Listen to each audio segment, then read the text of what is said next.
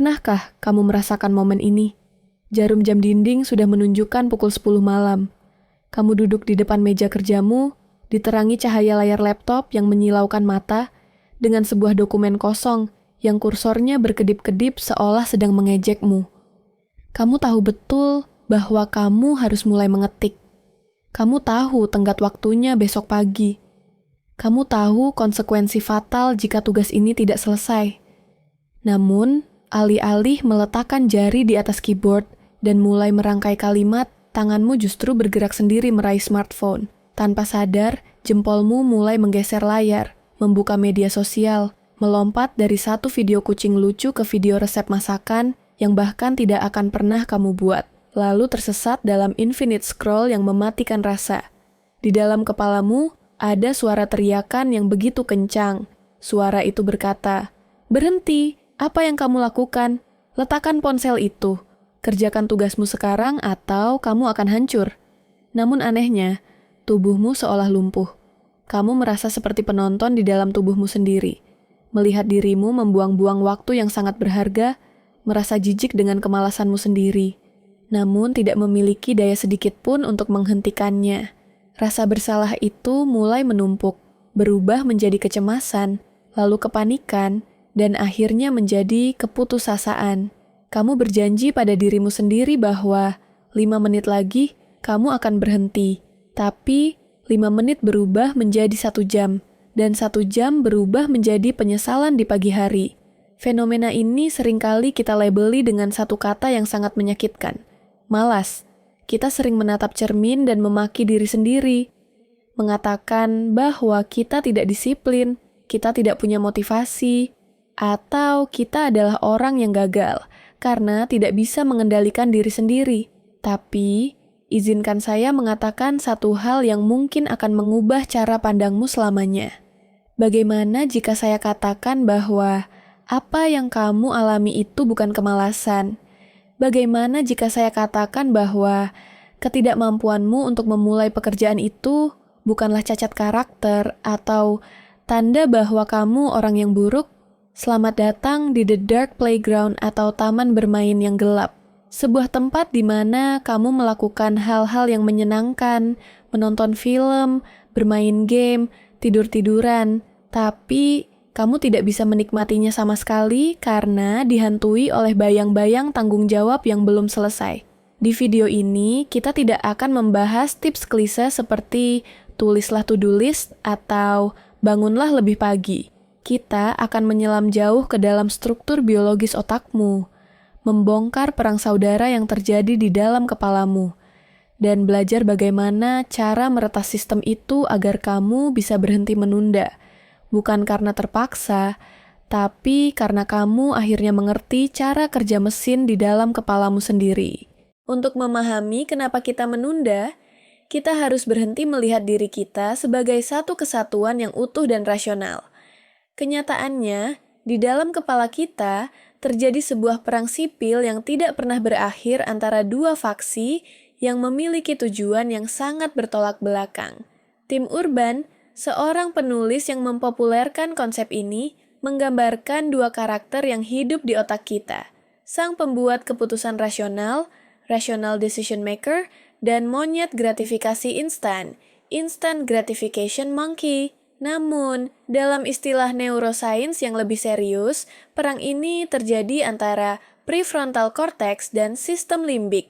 Mari kita berkenalan dengan prefrontal cortex. Ini adalah bagian otak yang terletak tepat di belakang dahi kita. Ini adalah bagian yang membuat manusia menjadi manusia. Prefrontal cortex bertugas untuk merencanakan masa depan, memahami konsekuensi jangka panjang, menahan impuls, dan mengatur kepribadian kita. Ini adalah CEO di dalam kepala kita yang berkata, jika kita mengerjakan laporan ini sekarang, kita akan bisa tidur nyenyak nanti malam dan karir kita akan aman. Bagian ini bijaksana, visioner, tapi sayangnya dia membutuhkan energi yang sangat besar untuk beroperasi dan dia mudah sekali lelah. Di sisi lain ring tinju, ada lawan yang jauh lebih tua, jauh lebih kuat, dan jauh lebih primitif, sistem limbik. Bagian otak ini adalah warisan evolusi dari nenek moyang kita yang hidup di alam liar. Sistem limbik tidak peduli dengan laporan kerjamu, dia tidak peduli dengan nilai kuliahmu, dan dia sama sekali tidak peduli dengan masa depanmu 10 tahun lagi. Yang dia pedulikan hanyalah dua hal, hindari rasa sakit dan cari kesenangan sekarang juga. Sistem limbik bekerja berdasarkan insting bertahan hidup. Di zaman purba, jika kamu melihat singa, sistem limbik akan mengambil alih tubuhmu untuk lari, flight, atau melawan, fight. Dia didesain untuk merespons ancaman secara instan. Masalahnya muncul ketika kita hidup di dunia modern. Bagi sistem limbik, tugas yang sulit, membosankan, atau menakutkan, seperti menulis skripsi atau menyelesaikan laporan keuangan, dianggap sebagai ancaman atau rasa sakit. Ketika kamu berpikir untuk mengerjakan tugas itu, otakmu mendeteksi adanya potensi stres, ketidaknyamanan, dan kelelahan. Seketika itu juga, sistem limbik menekan tombol panik. Dia berkata, "Bahaya, ini akan menyakitkan, kita harus menghindar." Dan cara terbaik untuk menghindari rasa sakit mental itu adalah dengan mencari obat penenang instan, dopamin. Itulah sebabnya kamu tiba-tiba merasa dorongan yang sangat kuat untuk merapikan kamar, mencuci piring, atau scroll media sosial tepat di saat kamu harus bekerja berat. Itu bukan karena kamu tiba-tiba rajin bersih-bersih. Itu adalah mekanisme pertahanan diri biologis untuk meredakan stres. Dalam psikologi, ini disebut sebagai emotional regulation problem, bukan time management problem. Kamu menunda bukan karena kamu tidak bisa mengatur waktu, tapi karena kamu tidak bisa mengatur emosi negatif, rasa bosan, cemas, takut gagal, frustrasi yang muncul dari tugas tersebut. Jadi, menunda sebenarnya adalah cara otakmu melindungi kamu dari perasaan tidak nyaman, meskipun cara itu sangat merusak di masa depan. Setelah kita memahami aspek biologisnya, mari kita gali aspek psikologis yang lebih dalam, sesuatu yang seringkali bersembunyi di balik topeng produktivitas. Banyak dari kita yang menunda sebenarnya adalah seorang perfeksionis yang sedang ketakutan. Ini terdengar kontradiktif, bukan? Bukankah perfeksionis itu orang yang rajin dan detail? Tidak selalu. Ada jenis perfeksionisme yang melumpuhkan, di mana standar yang kita tetapkan untuk diri sendiri begitu tinggi, begitu tidak realistis, sehingga otak kita menolak untuk bahkan sekadar memulai karena takut hasilnya tidak akan sempurna. Bayangkan, kamu harus menulis sebuah artikel atau membuat karya seni. Dalam imajinasimu, karya itu sangat agung, sempurna, dan tanpa celah. Tapi, begitu kamu menghadapi kertas putih kosong, realitas menghantammu. Kamu sadar bahwa kalimat pertama yang kamu tulis mungkin akan jelek. Kamu sadar bahwa goresan pertama mungkin akan salah. Jarak antara visi sempurna di kepalamu dan realitas kemampuanmu saat ini menciptakan jurang kecemasan yang luar biasa. Ketakutan akan kegagalan, ketakutan akan penghakiman orang lain, atau bahkan ketakutan akan penghakiman diri sendiri membuat sistem limbikmu berteriak semakin kencang untuk melarikan diri. Kita sering berpikir, lebih baik aku tidak melakukannya sama sekali sekarang, daripada aku melakukannya tapi hasilnya jelek. Atau kita berdalih, aku butuh mood yang tepat, pencahayaan yang tepat, dan referensi yang lengkap dulu baru bisa mulai. Ini adalah jebakan all or nothing thinking. Kita menunggu kondisi yang sempurna untuk memulai, padahal kondisi sempurna itu tidak pernah ada. Penundaan di sini berfungsi sebagai pelindung ego. Jika kamu menunda belajar dan kemudian mendapat nilai jelek, kamu bisa beralasan, itu karena aku cuma belajar semalam. Coba, kalau aku belajar seminggu, pasti nilaiku bagus. Dengan menunda, kamu melindungi dirimu dari kenyataan bahwa mungkin kamu sudah berusaha keras, tapi tetap gagal. Penundaan memberimu alasan untuk tetap merasa hebat dalam imajinasi, tanpa harus teruji dalam realitas. Filsuf Stoa, Seneca, pernah berkata, kita lebih sering menderita dalam imajinasi daripada dalam kenyataan. Beban tugas yang kamu tunda itu seringkali terasa seperti gunung raksasa di dalam pikiranmu. Kamu membayangkan betapa sulitnya, betapa menderitanya proses pengerjaannya. Padahal, seringkali ketika kita akhirnya memaksakan diri untuk mulai, kita sadar bahwa tugas itu tidak semengerikan yang kita bayangkan. Raksasa itu ternyata hanya bayangan kecil yang membesar karena disorot lampu ketakutan kita sendiri. Kita membiarkan ketidaknyamanan emosional mendikte hidup kita, membiarkan rasa takut akan ketidaksempurnaan membunuh potensi kita perlahan-lahan. Lalu, bagaimana kita memenangkan perang ini? Kita tidak bisa membunuh sistem limbik karena kita membutuhkannya untuk bertahan hidup. Kita juga tidak bisa terus-menerus mengandalkan tekad, willpower, karena tekad adalah sumber daya yang terbatas dan cepat habis.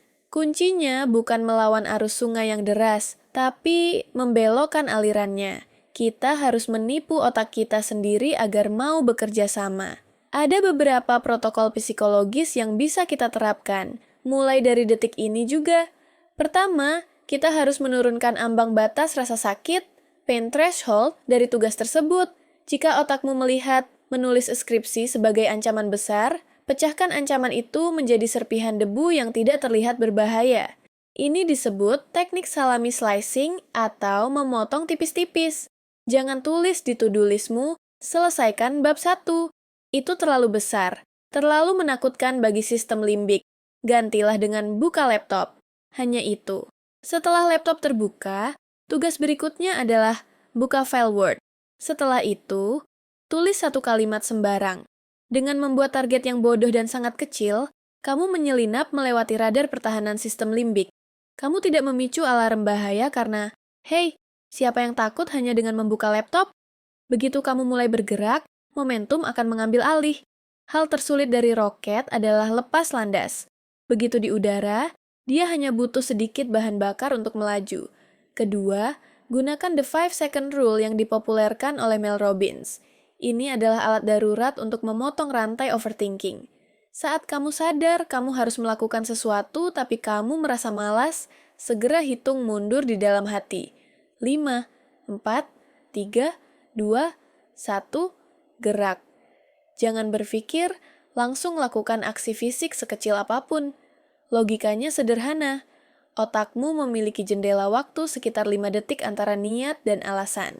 Jika kamu membiarkan lebih dari 5 detik berlalu tanpa aksi, otakmu akan mulai memproduksi 1000 alasan logis kenapa kamu harus menunda. Misalnya, nanti saja habis makan, cuaca lagi dingin enak selimutan. Hitungan mundur itu membajak loop kebiasaanmu dan memaksa prefrontal cortex untuk aktif mengambil kendali. Ketiga, dan ini mungkin yang paling penting namun paling jarang dibahas, maafkan dirimu sendiri. Ada sebuah studi menarik dari Carleton University yang menemukan bahwa mahasiswa yang memaafkan diri mereka sendiri karena menunda belajar di ujian pertama justru lebih sedikit menunda di ujian kedua dibanding mereka yang terus menyalahkan diri sendiri. Kenapa? Karena menyalahkan diri sendiri hanya menambah beban stres dan emosi negatif. Ingat, menunda adalah pelarian dari emosi negatif. Jika kamu menambah rasa bersalah, kamu hanya menambah bahan bakar bagi sistem limbik untuk mencari pelarian lagi.